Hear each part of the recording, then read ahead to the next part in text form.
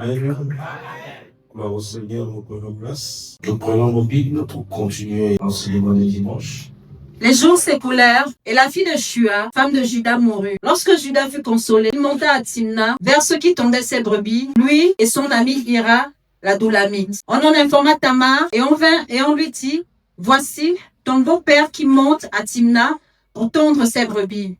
Juda la vit et la prit pour une prostituée, parce qu'elle avait couvert son visage. Il ne connut pas que c'était sa belle-fille. Elle dit, que me donneras-tu pour venir vers moi? Amen. Il ne faut pas faire les promesses n'importe comment. Les mots que nous vivons ici, les esprits enregistrent tout ce que nous lisons. Et Ézéchiel, c'est là, après quelques années ou des temps qui vont se suivre.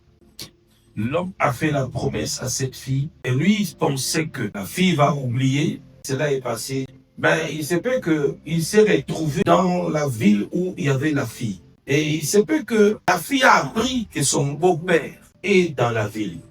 Et la fille s'est déguisée pour aller vers son beau-père. Elle va vers son beau-père et le beau-père aussi tombe dans le piège de cette femme. La femme a dit au beau-père, qu'est-ce que tu vas me donner si je me mets avec toi? Et le monsieur a dit qu'il va lui donner ces trois choses, son cachet, son cordon et son bâton. Si Dieu te promet quelque chose, dis à Seigneur merci parce que tu m'as promis. Et il finira par l'accomplir. Même si tu le fuis, la parole de la promesse là va vous chercher des tuyaux jusqu'à ce que ça vous atteigne et ça s'accomplit. Que ça soit en mal ou en bien. Et quand on promet, ça va toujours chercher à s'accomplir. Et quand Judas promettait cette femme, Judas a oublié qu'il est l'homme de sacerdoce. Il a oublié qu'il est l'homme de pouvoir. Et il fait promesse à cette femme. C'est aujourd'hui que je suis en train de comprendre que les enfants là qui mouraient, c'était des choses traditionnelles. Ils mouraient par sacrifice.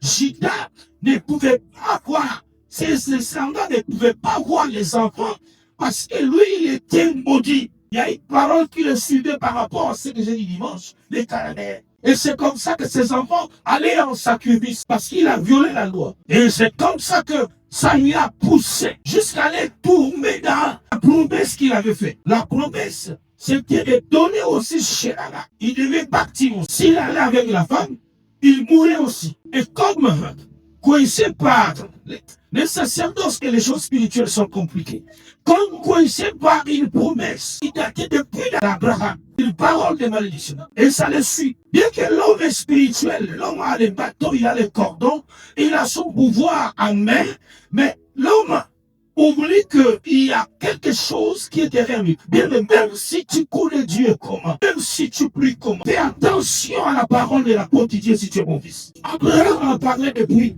ne faites pas ça. Et quand lui, il est parti, il dit, bon, la parole de grand-père là, que ça foutre avec ça. C'est un grand-père, il avait parlé, c'est tout s'est passé. Bon, chez les bâtons, chez les cordons, chez le pouvoir, et maintenant, moi, Judas, je peux faire ce que je veux. Malgré son pouvoir, parce que Judas avait un grand nom, c'était pas n'importe qui, malgré son pouvoir, malgré son autorité, mais il a oublié qu'il y avait un lien derrière lui. Il parle au-dessus de son pouvoir. Attache-toi à l'alliance de princes de paix comme il faut. Quand tu te mettras à murmurer, je vous dis les choses que j'ai expérimentées toute ma vie. On peut être lié sans savoir. On peut être bloqué sans savoir. Et surtout, c'est dangereux si vous n'avez pas la révélation de là où provient votre blocage. C'est quand vous aurez la révélation de là où provient votre blocage, c'est là où vous serez libre. Et l'homme, il va vers la femme. Et la femme lui connaissait. Lui ne connaît pas la femme. C'est dangereux. Écoutez, il y a des gens qui se sont préparés à vous faire du mal. Ils vous ont fait dans les ténèbres. Ils vous ont fait dans la spiritualité. Et vous vous rêvez, tu es pris, j'ai l'onction. Mais attends, quand tu as l'onction, obéis à Papa Didier. Parce qu'il y a des choses que toi tu ne vois pas. Que les sorciers voient, que les marabouts voient, mais toi tu ne vois. Et à ta vie, quand tu es là, tous les gens qui sont dans la sorcellerie ont déjà lu ton oraille à leur mémoire, ont déjà lu toute ta vie. Elle sera comme ça, elle sera ceci. Quand on dit ce qui est révélé, qu'on a mis, de l'autre côté, ce qui est révélé est détruit. Ça veut dire qu'ils peuvent te détruire. Il faut un appui. Nous sommes tous surveillés. Le monde des ténèbres nous connaît. Abraham a voulu sécuriser ses descendants par rapport à ces Cananéens parce qu'il savait qu'après des années, il y aura des problèmes. Je ne peux que sécuriser les enfants de mon alliance. Je ne vous parlerai pas d'un autre Dieu. Je ne connais pas un autre Dieu. Je connais le Dieu de mon apostolat, le Dieu de mes apparitions, le Dieu de mon appel.